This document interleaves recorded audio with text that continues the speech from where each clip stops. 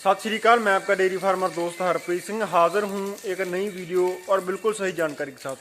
पशुपालक भाइयों, आज की इस वीडियो में हम बात करने वाले हैं कि हम जो अपने काफ्स के लिए न्यू बॉर्न काफ्स के लिए जो केजेस तैयार करते हैं वो हमने कैसे तैयार करने हैं। दोस्तों, इसकी डायमेंशंस वगैरह क्या रहती है, इसका फ्रेम कैसा होना चाहिए। खास करके काफ़ी सारे फार्मर्स पूछते हैं कि इनके आगे ये जो बकेट्स के लिए रिंग लगाए गए होते हैं ये कैसे होने चाहिए। तो पशुपालक भाइयों, अगर इस चैनल पर आप पहली बार आए हैं तो सब्सक्राइब कर सकते हैं। अगर नए डेयरी फार्मर हैं या डेयरी फार्म कर रहे हैं, प्रॉफिटेबल नहीं है, तो आप हमारा 15 दिन का ऑनलाइन ट्रेनिंग कोर्स लेने के लिए नीचे दिए गए व्हाट्सएप नंबर पर मैसेज करके आगे के डिटेल्स जान सकते हैं। तो पशुपालक भाइयों, सबसे पहले आप ये देखिए, अगर हम बात कर लें इस पिंजरे के, इस केज के फ्रेम की, तो दोस्तों इसकी डायमेंशन सबसे पहले मैं आपको बता देता हूं।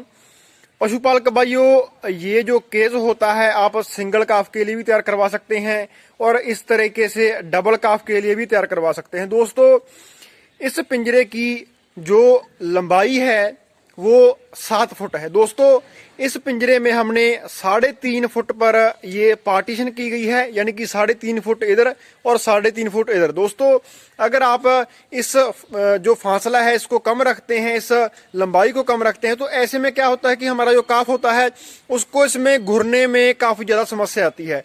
दोस्तों, आप देख सकते हैं ये दोनों काफ की हाइट काफी बढ़िया है, तो इतने स्पेस में ये बढ़िया से घूम सकती हैं।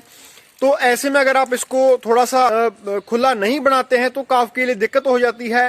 काफ की जो टांगे हैं उन पर इस चीज का असर पड़ता है, तो इसके कारण हमारा जो काफ है इसमें थोड़ा बहुत मूव कर सकता है। पशुपालक भाइयों, अगर बात कर ले हम इस पिंजरे की हाइट की, तो दोस्तों ये तकरीबन 4.5 फुट ऊंचा है। दोस्तों, आप 5 फुट भी करवा सकते हैं, पर 4.5 फुट सफिशिएंट रहता है। क्योंकि दोस्तों, जैसा कि मैं आपको दिखा दूं कि यहाँ पर हमारा जो केज रखा गया है ये न्यू बॉर्न काफ के लिए है। तो दोस्तों, अगर आप इस तरीके से अपने काफ्स के लिए गाय वाले पैनल में ही अपना ये केज रखते हैं, तो ऐसे में क्या होता है कि आपका जो गाय है वो सीधा आकर के जब हमारा काफ खड़ा रहता है तो उसको ये चाट सकता है। तो दोस्तों, ऐसे में आप अगर इसकी हाइट कम रखते हैं, 4.5 फुट ही रखते हैं, तो इसमें से जो हमारा काफ है वो बाहर नहीं आएगा और हमारा जो एनिमल है वो इसको बढ़िया से चाट सकता है। तो दोस्तों, हमारे इस पिंजरे की लंबाई होनी चाहिए 7 फुट, 3.5 फुट एक काफ को इसकी चौड़ाई मिलनी चाहिए। इसकी ऊंचाई हम बात कर चुके हैं 4.5 फुट, और इसकी जो लंबाई है वो भी 4.5 से 5 फुट होनी चाहिए। क्योंकि दोस्तों, इस केज में हमारा जो काफ है वो पूरे 3 महीनों तक रहता है। दोस्तों, ऐसे में हमारा काफ जब वेट गेन कर लेता है, बड़ा हो जाता है, तो ऐसे में उसको इसमें काफी ज्यादा स्पेस चाहिए होती है। दोस्तों, अगर आप इसको खुला नहीं बनाते हैं तो हमारे काफ को इस पिंजरे में लगने की वजह से चोट लगती है और इसके जो टांगे होती हैं वो छिल जाती हैं। तो दोस्तों, ये बात आपने जरूर ध्यान में रखनी है। आप देख सकते हैं कि ये दोनों काफ ये तकरीबन 18 दिन के आसपास और ये मेरे ख्याल से 14 या 15 दिनों का काफ है, इसमें बढ़िया से रह रहे हैं।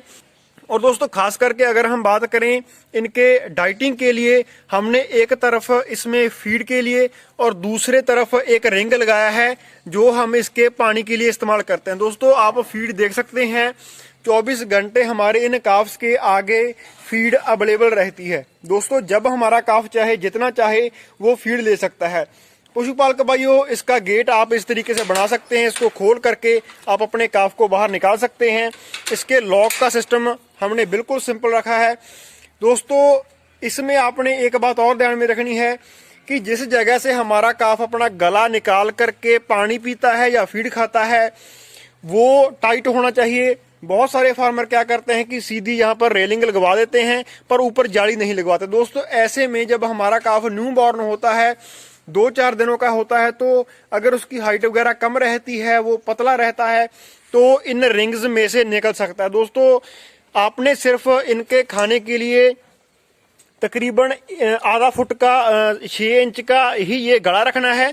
ताकि हमारा काफ इससे बाहर ना आ सके। दोस्तों यहाँ पर आपने अच्छी तरीके से जाली लगवा देनी है और आप फ्रेम एक बार नोट कर लीजिए, इस तरीके का फ्रेम आपने यह बनवाना है। पशुपालक भाइयों, अगर हम बात कर लें इस पिंजरे के खर्चे के बारे में तो दोस्तों तकरीबन यह पिंजरा आपको 4500 से लेकर के 5000 रुपए के खर्चे में तैयार हो जाएगा। विद इसका जो लोहे का काम है, विद इसके जो बर्तन हैं, इसके अलावा इसकी जो लोहे की बनाने की लेबर की कॉस्टिंग पड़ती है। तो पशुपालक भाइयों, ध्यान में रखने वाली एक चीज और होती है कि इनके आगे जो फीड रहती है और जो पानी रहता है, इसका आपने खास ध्यान रखना है। पशुपालक भाइयों, ज्यादातर फार्मर क्या करते हैं कि हमारे जो काफ होते हैं इनको एक ही बार पानी देते हैं। दोस्तों आपने इस पानी को बदलते रहना है। जो जब ज्यादा सर्दियां हो जाती हैं तब हम इसके आगे 24 घंटे पानी अवेलेबल नहीं रखते, क्योंकि सर्दी के मौसम की वजह से वो ठंडा हो जाता है और इससे हमारा जो काफ है वो बीमार पड़ सकता है। और दोस्तों एक चीज इसमें और नोटिस करने वाली होती है, वो ये कि पानी और फीड का बर्तन साथ साथ होने की वजह से हमारा काफ जब पानी पी करके फीड खाता है तो पानी के छींटे इसमें पड़ जाते हैं और जो फीड होती है दोस्तों पैलेट फॉर्म में होती है, तो ये फीड पानी की वजह से गीली हो जाती है। तो आपने इस बात का पूरा ध्यान रखना है कि जो फीड है अगर इसके आगे पड़ी पड़ी वो गीली हो जाती है तो उसमें फंगस आ जाएगी। फंगस वाला फीड खा के हमारा जो एनिमल है, जो हमारा काफ है, वो बीमार पड़ जाएगा। दोस्तों ये जो काफ होता है तकरीबन एक दिन का 100 ग्राम के आसपास ही वो फीड देता है। तो जितना आपका काफ डाइट ले रहा है उसके हिसाब से ही आपने उसके बर्तन में ये फीड डालनी है। अगर आप ज्यादा फीड डालेंगे तो वो पानी की वजह से गीली होकर उसमें फंगस आ जाएगी और वो फीड खा करके हमारा जो काफ है वो बीमार पड़ जाएगा। दोस्तों इतनी बात ध्यान में रखनी है। इसके अलावा मैं आपको एक बात और बता देता हूं कि बहुत सारे जो फार्मर हैं वो इनको मिल्क फीडिंग करवाते वक्त जब वो इनको मिल्क देते हैं तब वो मिल्किंग कर लेने के बाद कुछ समय रुक जाते हैं या दूसरे पशुओं की मिल्किंग करने लग जाते हैं कि मिल्किंग का काम निपटा करके हम इनको मिल्क फीड देंगे। तो दोस्तों ऐसे में क्या होता है कि जैसा आप सब जानते हैं सर्दियों का मौसम अभी आ रहा है, तो अगर हम अपने पशु की मिल्किंग करके तुरंत न्यू काफ को मिल्क फीडिंग नहीं करवाते तो ऐसे में ठंडे मौसम के चलते जो दूध होता है ठंडा हो जाता है। और दोस्तों ठंडा दूध पीने के कारण हमारे जो काफ रहते हैं ये बीमार हो जाते हैं, इनको बुखार हो जाता है। तो ऐसे में ये चीजें नोट करना बहुत ही जरूरी रहता है। मिल्किंग कर लेने के तकरीबन 2 से 3 मिनट में ही आपने अपने काफ को जो मिल्क फीडिंग है वो करवा देनी है। दोस्तों अगर आपका काफ जन्म लेने के तकरीबन 1 महीने के बीच ही बीमार पड़ जाता है तो ऐसे में उसकी ग्रोथ बहुत ही लो हो जाती है। दोस्तों अगर आपका काफ छोटी उम्र में ही बीमार हो जाता है तो वो डाइट लेना बंद कर देता है, दूध पीना बंद कर देता है। इसका सीधा सीधा असर आता है उसकी ग्रोथ पर। हमारा जो काफ है वो पिचक के रह जाता है। तो कोशिश आपने यही करनी है, आप ऐसी कोई भी गलती मत करिए जिसकी वजह से आपका जो काफ है वो बीमार पड़े। दोस्तों मिल्किंग मैं आपको बता चुका हूं कि मिल्किंग करवाने के तकरीबन 5 से 6 मिनट में ही ताजा दूध आपने इस काफ को देना है। बहुत सारे भाई डोज पूछते हैं कि हमें इनको डोज क्या देनी चाहिए। तो पशुपालक भाइयों इन काफ्स को आप उसके वेट के अनुसार 2 लीटर से शुरू करके 3.5 लीटर या 3 लीटर ही देते हैं हम अपने फार्म पर। सभी काफ्स को 3 लीटर एक समय का यानी कि पूरे एक दिन का 6 लीटर से ज्यादा हम दूध इनको नहीं देते। बहुत सारे फार्मर क्या करते हैं कि अगर उनके फार्म पर काफ आ जाता है तो वो चाव में ही उनको ज्यादा दूध देना शुरू करते हैं और ज्यादा दूध देने की वजह से भी पेट की समस्याएं आ जाती हैं और मोक वगैरह लग जाती है। तो पशुपालक भाइयों इन सब चीजों का आपने ध्यान रखना होता है।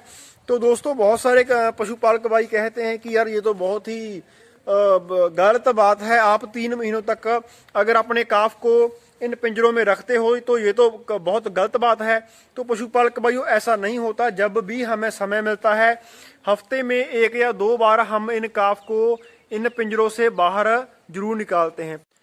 पशुपालक भाइयों जब हमारा जो काफ होता है इसको हमने इसके पहले 3 महीनों में सबसे ज्यादा जोर इनके मिल्क फीडिंग और फीड पे देना होता है। दोस्तों जैसा कि मैंने आपको बताया कि अगर आपका काफ हाई ईल्डर गाय का काफ है, जैसा कि आप देख सकते हैं ये जो दोनों फीमेल काफ हैं ये हाई ईल्डर गाय की हैं। पहले ही ब्यांत में इनकी मायों का रिकॉर्ड बहुत अच्छा रहा है, 35 लीटर से प्लस गई हैं।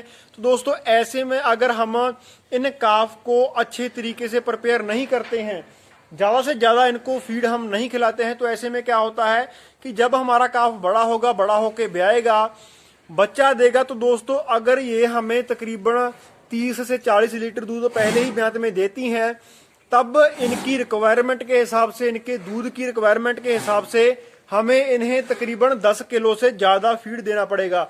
ऐसे में अगर इनका बेस अच्छा नहीं है, अगर ये इस स्टेज में इनकी उतनी ज़्यादा फीड की मैनेजमेंट अच्छी तरीके से नहीं तैयार की गई है, इनको फीड एक दिन की कम से कम 100 ग्राम फीड इन्होंने नहीं खाई है, तो बड़ी होकर के ये जब दूध देंगी तो ये 10-10 किलो फीड नहीं पहुंचा पाएंगी, 32 किलो साइलेज एक दिन का नहीं खा पाएंगी। तो दोस्तों इनका जो बेस होता है ये बनवाना बहुत ज़रूरी रहता है। आपने इनके आगे फीड अवेलेबल रखनी है, पर जैसा कि मैंने आपको बताया ध्यान रखना है फंगस वाली फीड नहीं होनी चाहिए। तो काफ को तैयार करते वक्त आपने ये सब चीज़ों को ध्यान में रखना है।